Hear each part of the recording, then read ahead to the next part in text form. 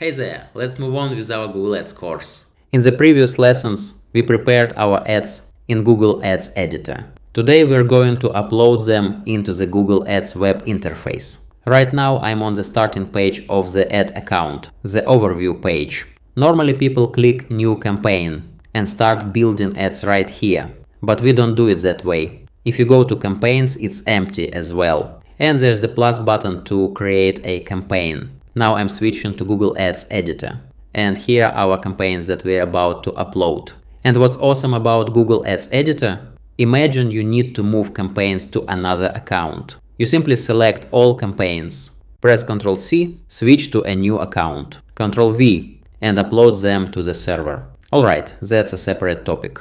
I click Post. You can resize the window so the full text fits on the screen. It offers us to post all campaigns. It shows what will be created on the server. That's what we built in the previous lesson and what doesn't exist on the server yet. The update column shows what already exists on the server, but we're making changes to it. I'm not clicking Post yet. I'll click Cancel for now, because I want to show you one more thing. On the left, I'll select one campaign. For example, Search Miami Nail. I click Post. Now I get two options. Post all campaigns or post selected ones. In our case, selected means Search Miami Nail. This is for when you don't want to post everything.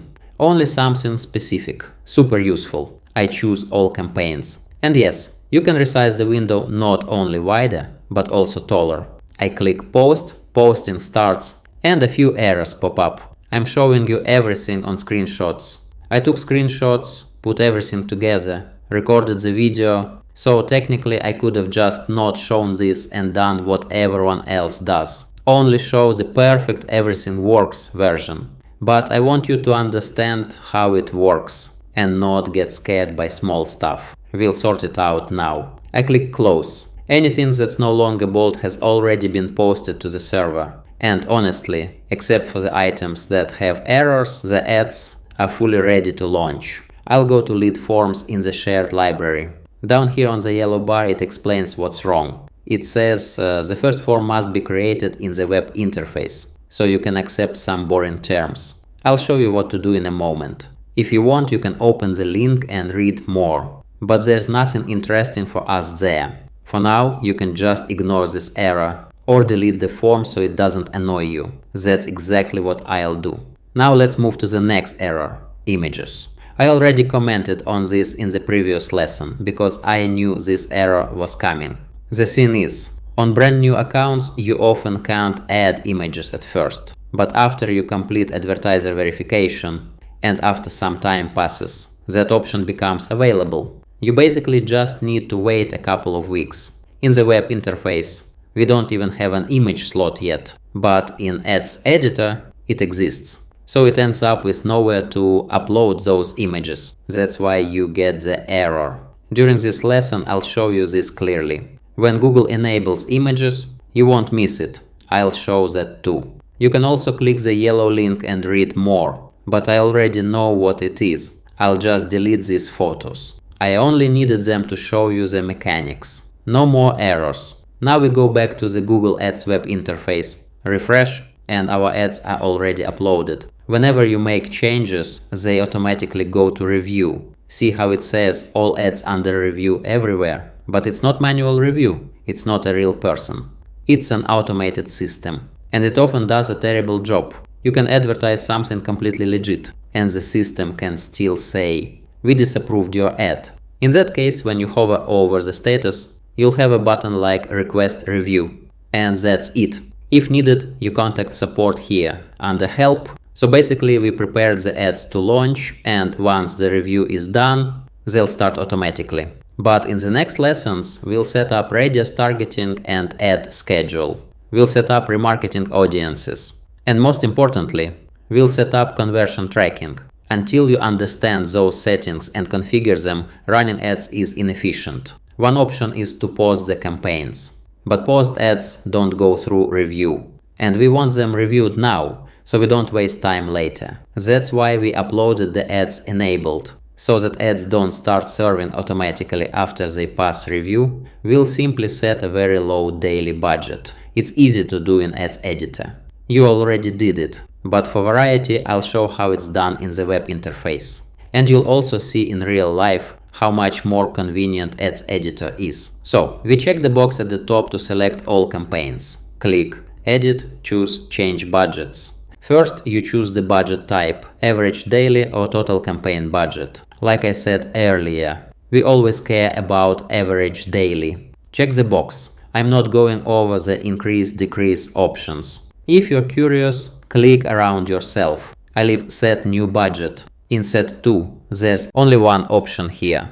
I type 1 cent or let's do 10 cents. This daily budget is below the cost of a click, so ads won't start serving, except in super rare cases. Click Apply. A Confirm It's You window pops up. It tells you what to do if something gets blocked during authentication. Not fun anymore. In Ads Editor you don't have this nonsense, but whatever. I've never run into blocks during verification. They just show it as a precaution. I click Confirm. It asks me to go to Gmail, confirm it's me, and select 84 on the screen. Verification methods can be different. That's not the point.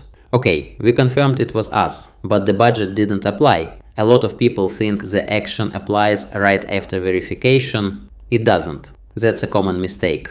And this confirmation can pop up on many steps in the web interface. I click Apply again. It syncs for another 30 seconds. And only then it applies the changes. Just think how much time that took. In Ads Editor, we would have done it in seconds. I unselect everything. Now I'm going back to Ads Editor. I'm not doing anything here. I'm just showing you that after you change something in the web interface and then go back to Editor, you need to download the latest changes. For that, click Get Recent Changes. There are a few options here. Ideally, choose More Data, unless you're 100% sure you need something else. That way it pulls all data, not just part of it. Better to do it that way so you don't get confused while you're still building experience. You can download all campaigns, only the ones already downloaded, or select manually. Super useful on old accounts with hundreds of post campaigns you don't want to download. Click OK. The changes it downloaded are highlighted in color. You can see changes were made in all 3 campaigns, specifically the budget. Click Done. Now I'm back in the web interface. On the right under Campaigns you can go to Add Groups and then all ad groups will open. Or you can click one of the campaigns. I'll click Search Miami Nail. Now we're on a deeper level. Add Groups. With this approach it shows only the ad groups inside Search Miami Nail. It says that up top, right here. If I click a specific ad group like Nail Salon, it goes one level deeper.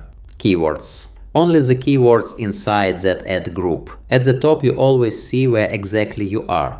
If we switch to ads, we'll see the ads inside the selected campaign and ad group. Always check the top bar so you know where you are. Right now our ads have the status Pending under review. We have one ad in one ad group and it has multiple headline and description variations. Now let's open Assets. A quick mini tour of the interface. I'm not making a separate video where I show absolutely everything in the UI. I'll just keep adding new pieces step by step, so you don't have to memorize everything at once. And it sticks naturally without stress. You can hide the menu if you want. Here are all our ad assets. Right now it's showing everything, but you can filter specific types. I'll choose Sitelink. At the top I have Search Miami Nail selected, so I only see assets related to that campaign. Here's Callout, here's Lead Form. We don't have any now, but I'll show what that error in Ads Editor was at the beginning of the lesson. I'll click the plus to create a new form. I'm not going to build the form. I'll just click View and Accept Terms. In the pop-up I click Accept. That's all I needed. So the checkbox shows Terms of Service have been accepted. That's exactly what it required, so we can create lead forms in Editor. Why it works like that, who knows? But it is what it is. I click the X in the top left. Discard. I'll select all. Some assets are already eligible. Some are still under review. That's normal. Review happens gradually. I'll open the menu again. But wait, I promised to show one more thing.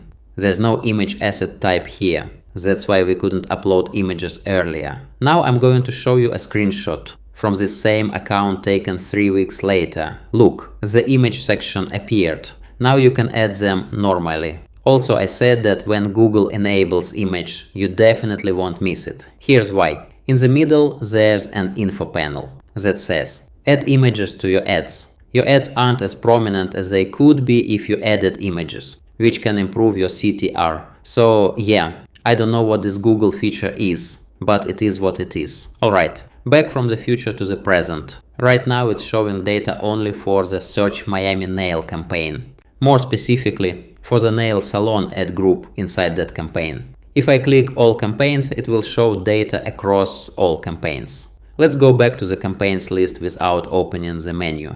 Just hover over campaigns, then choose campaigns. Or like I showed earlier, click the 3 lines in the top left to open the menu.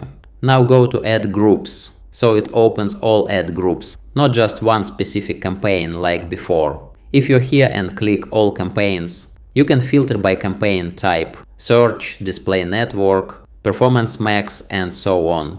For now we only have search campaigns. If you click select a campaign, you can pick a specific campaign by name. I'll choose Search Miami Nail. After selecting a campaign, you get select an ad group to pick a specific ad group, although you can also do all of that below. I click all campaigns again to reset filters. Now I'll go to keywords.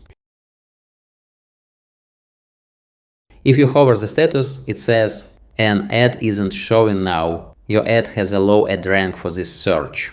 What's low ad rank? Simple. Our bid is too low. We bid $1 and Google wants a minimum of $5.08. There will be a lesson on bidding later, and we'll go deeper there. If you click Show Rows, you can display from 10 to 500 rows on one page. I'll scroll back up, hide the menu, and move the table to the right. If your layout looks different from mine, no problem. There's a lesson coming where we'll go through the table columns. And here's what's interesting. I'll move myself out of the way. Best nail salon near me. Estimated first page bid, meaning showing somewhere on page 1, even at the bottom, is $5.08. But closest nail salon to me is only $0.36. My point is, no matter what your budget is, you can still get clients, even with a small budget. Now go to Ads. Hide the chart to free up space. And look. All ads are already eligible.